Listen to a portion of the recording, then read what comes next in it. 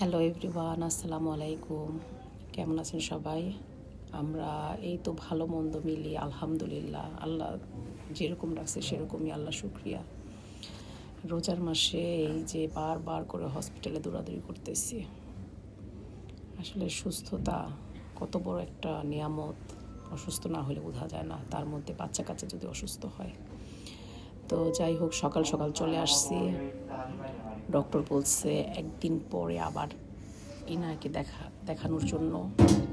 তো জ্বরটা একটু কমছে, জ্বরটা কালকে আর আসে নাই, তবে ঠান্ডা প্রচুর, মানে কাশি কাশি দিতে দিতে শেষ অবস্থা, ঘুমাতে পারে না এমন একটা অবস্থা। ওষুধ দিয়েছে কিন্তু ওষুধে কাজ হচ্ছে না, এই জন্য আজকে আবার নতুন ওষুধ দিল। এই আর কি, সবাই দোয়া করবেন আমার মেয়েটার জন্য, তাড়াতাড়ি যেন সুস্থ হয়ে যায়।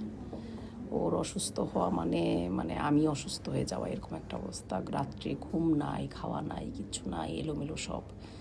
আমি নিজে অসুস্থ হয়ে যেতেছি। টানা 1 সপ্তাহ, আজকে নিয়ে 7 দিন।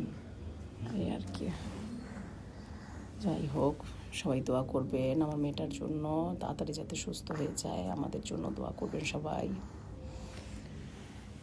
আল্লাহ হাফেজ।